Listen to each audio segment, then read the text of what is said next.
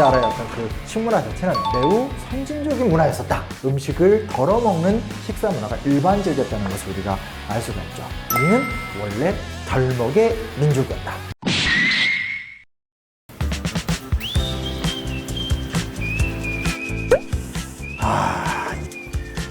자, 제가 뭘 하면 됩니까? 혹시 먹방 즐겨보시나요? 한국 사람들 다 좋아하지 않나? 김치찌개를 위한 미션이 나갈 거예요. 제가 먹는 데다가 지금 조건을 걸겠다는 얘기예요? 배달팀이 이제 맛집에 가서 직접 음식을 포장해 올 건데요.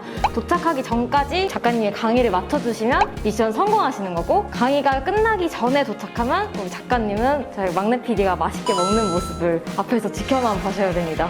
실패하면 안 주고 님들은 드시고 촬영 깨고 가도 되나요? 음식을 덜어먹는 식사 예절까지 발전해온 역사에 대해 강연해 주시면 됩니다. 배달팀과 작가님의 미션을 동시에 시작하도록 하겠습니다. 셋, 둘, 하나. 자, 인류 역사에서 식사 문화가 어떤 형태로 발전해 왔는지에 대해서 한번 좀 체계적으로 설명을 드리도록 할게요. 유럽 같은 경우는 식사 문화가 사실은 17세기 이전까지는 전혀 발달하지 못했어요. 루이 14세 같은 이 절대군주 있잖아요. 루이 14세가 그 화려한 궁정에서 식사를 먹을 적에 결국은 화려한 음식을 차려놓고 손으로 고기를 집어먹었다, 뭐 이런 이야기가 있거든요. 그런데 왜 유럽에서 식사 문화가 발전하게 됐을까요? 결정적으로 뭐가 중요하냐면 대항해 시대 이후에 유럽이 전 세계로 왔다 갔다 하면서 세계적인 무역의 중심지로 발전을 하게 되잖아요.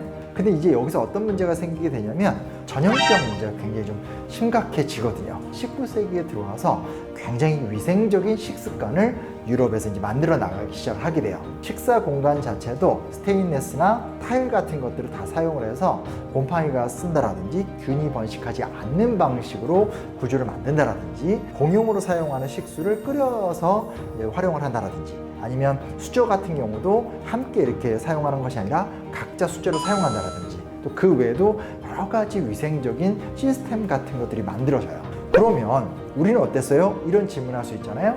우리나라를 비롯해서 동아시아 지역은 사실은 중세까지는 전 세계적으로 가장 체계적이고 아주 수준 높은 이 식습관 문화 이런 것들을 갖고 있었던 나라라고 보면 좋을 것 같습니다. 조선 전기 때 이미 굉장히 훌륭한 요리사라든지 의학자 이런 사람들이 등장을 해서 어떻게 먹는 것이 올바른 방법이냐에 대해서 되게 많은 논의를 하게 돼요. 근데 그 중에서 뭐가 있냐면 식치가 약치보다 우선한다 이런 말이 등장해요. 그러니까 무슨 얘기냐? 어디가 아파서 약을 먹어서 낫는 건 의미가 없고 음식을 평소에 잘 먹고 보양을 잘하면서 건강하게 지내야 된다. 조선 전기 때부터 이런 이야기가 많이 나오기 때문에 어떤 것이 좋은 식습관인가, 어떻게 먹는 것이 바르게 음식을 먹는 방법인가, 구체적인 논리, 연구서, 예법서 이런 것들이 만들어졌기 때문에 유럽에 비해서 우리가 떨어진다? 전혀 아니고요. 18세기 이전까지는 우리나라의 어떤 그 식문화 자체는 매우 선진적인 문화였었다. 오해하지 말자. 궁금한 게 요새 중국이 자꾸 막 김치나 삼계탕 같은 거를 자기네 나라 거라고 주장을 하잖아요. 중국에서는 이 김치를 채소 절임의 일종으로 분류를 해서 이야기를 하게 되는데 사실 전혀 그렇진 않죠. 왜냐면 발효식품이기도 하고 일부 학자들은 이제 일종의 간장, 된장 같은 이제 장의 일종이기도 하다. 그런 식의 어떤 독특한 한반도의 음식 문화를 바탕으로 했다. 중국 측 기록을 보더라도 뭐 중국의 진수가 쓴 삼국지라든지 여러 기록들을 보면 실제로 이제 이 삼국의 사람들은 이런 식의 여러 가지 발효 음식들을 만들어 먹었다 이런 기록이 중국 측 사서에도 나와요. 김치가 중국 음식이다 이런 이야기는 전혀 통용될 수가 없죠. 우리는 원래 밥 먹을 때 전과 함께 나눠 먹는 민족인가에 대해 강연을 해주시면 됩니다. 셋, 둘, 하나. 한 상을 차려서 함께 먹는 문화, 이 문화 자체는 일제강점기 때부터 본격화가 되었다라고 볼 수 있고요. 그리고 나서 1960년대가 되면 그때부터는 아예 작아봤자 4인용, 6인용, 8인용 같이 한 상 차림의 이 상들이 보급이 되기 시작해요. 일제강점기 때 차부다이라고 하는 일본식 식문화가 들어오면서부터 시작된 문화예요. 새로운 식의 식사 문화다 보니까 조금 돈 있거나 재산 있는 사람들이 이국적인 문화를 이렇게 느껴보기 위해서 이렇게 막 들어온 거죠. 함께 모여서 연애를 즐깁시다 라고 하면 우리가 알고 있는 그 6인용, 8인용짜리 큰 밥상을 몇 개를 이어 붙인 다음에 사람들이 쭉 둘러앉아서 같이 먹는 거예요. 그 문화가 1880년대 때 우리나라에 들어오게 된 거죠. 그리고 이게 약간 그 당시에는 고급 문화처럼 또 소개가 되기도 하고 1960년대 이후부터는 아예 이제 큰 상식으로 이제 상 자체가 크게 보급이 되다 보니까 자연스럽게 우리의 이 같이 먹기 문화라는 것이 우리의 전통 문화인 것처럼 이제 정착이 돼버린 상황이라고 볼 수 있어요. 그래서 우리가 절대로 오해하면 안 되는 것이 오늘 우리의 같이 먹기 문화라는 것은 실제로 우리의 오래된 역사도 아니고 우리의 문화도 아니다라는 거. 사실 이해가 들어 있어요. 거의 된 거 아니에요? 바라만 봐주시기 바랍니다. 야, 진짜 이거 너무하다. 드세요, 드세요. 네. 아, 근데 자, 음식을 덜어먹기. 자, 이 식기를 통해서 덜고 그거 개인이 드시면 되는 거예요. 개인 젓가락을 사용해요. 요즘에는 이제 로봇이 음식을 만들고 이제 드론이 음식을 배달한다고 하잖아요. 네. 근데 이런 기술 이제 통칭해서 막 뭐라고 부르는지. 음식요법? 로봇 음식? 아, 푸드테크. 네, 맞아요. 푸드테크는요, 이제 농식품부에서 아주 적극적으로 지원하고 있는 미래 유망 산업이에요. 네, 식사 문화 발전에도 도움이 될 것이라고 기대가 됩니다. 사랑한다면 덜어먹기.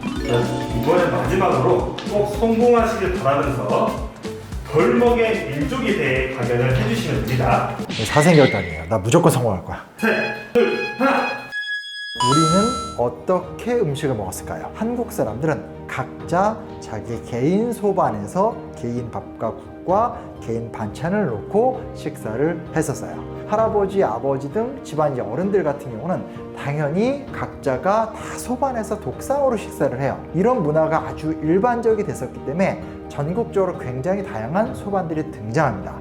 해주반, 나주반, 통영반 이렇게 그 지역의 이름을 따서 각각의 지역에서 소반의 디자인 같은 것들이 다 특징이 있는 거죠. 우리나라 사람은 땅이 않기 때문에 한 사람에게 오로지 한 개의 소반을 준다라는 기록이 있어요. 그러니까 각자가 자기 소반을 놓고 그곳에서 밥, 국은 물론이고 반찬까지도 각자 다 먹는 음식을 덜어 먹는 식사 문화가 일반적이었다는 것을 우리가 알 수가 있죠. 조선 후기 때 김홍도의 그림 같은 것들을 보게 되면 길거리 주막 같은 데서도 사실상 그렇게 덜어서 먹었다라는 것을 풍속화를 통해서 확인해 볼 수 있어요. 그리고 현재 남아있는 풍속화 같은 것들 보면 평범한 민중들은 굉장히 가난하잖아요. 그러니까 소반이 있고 그 소반에다가 반찬을 넣고 뭐 이렇게 먹지 못했어요. 근데 신기한 게 뭐냐면 각자가 자기의 식기를 따로 갖고 다니면서 음식이 오면 각자 자기 식기에 따로 덜어서 바닥에 놓고 앉아서 먹었던 거예요. 양반들은 이렇게 아예 격식을 차리고 예법과 순서에 맞춰서 소반 위에서 각자 음식을 덜어서 먹었고 일반 민중들도 그렇게 먹진 못했지만 각자가 자기 식기에다가 덜어서 먹었다. 즉 다시 한번 말하는 거지만 우리는 원래 덜먹의 민족이었다. 덜어먹기가 우리의 식습관의 기본이었다고 볼 수 있습니다. 그래서 제가 제일 처음 말씀드렸듯이 유럽인들 같은 경우도 처음부터 깨끗하게 위생적으로 먹었던 게 아니거든요. 시대에 따라서 더 나은 식습관, 더 올바른 식문화를 추구한다는 것은 그냥 보편적으로 진행이 되는 과정이고 음식을 먹는 문화라는 것은 시대에 따라서 변화하고 바뀐다는 거죠. 그래서 한때는 우리가 굉장히 가난했었고 산업화의 시대 속에서 어떤 역경을 이겨내야 되는 그런 시대 속에서 그냥 한 상 차려놓고 후 먹고 빨리 가서 일하자 이런 문화가 있었다면 지금은 바뀔 수 있는 거죠. 과거로 살펴보면 오히려 한민족의 가장 대부분의 역사 속에서 우리는 언제나 덜어먹고 깨끗하게 먹던 위생적인 민족이었다. 그러니 다시 그렇게 해보자. 이런 결론에 도달할 수 있을 것 같습니다. 아자! 어야! 야!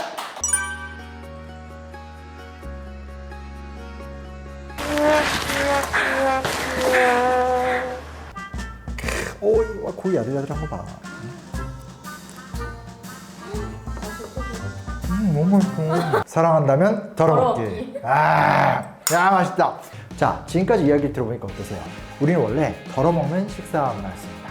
진짜 말 그대로 덜먹의 민족이었죠. 우리의 통념과 다른 우리의 역사가 있었던 거잖아요. 그렇죠? 그러니까 이제부터는 우리의 고유 문화의 근거에서 덜어먹으면서 위생적인 식습관을 가질 수 있는 새로운 문화, 새로운 음식 문화를 만들어 볼 수 있는 그 선상 앞에 서 있는 게 아닐까 이런 생각을 해보게 됩니다. 앞서 언급했던 푸드테크 또한 앞으로의 식사 발전에 큰 도움이 될 것으로 기대가 됩니다. 함께 만들어가는 식사 문화, 사랑한다면 덜어먹기. 농림축산식품부 유튜브 채널이 있습니다. 구독, 좋아요, 알림 설정 반드시 해주십시오.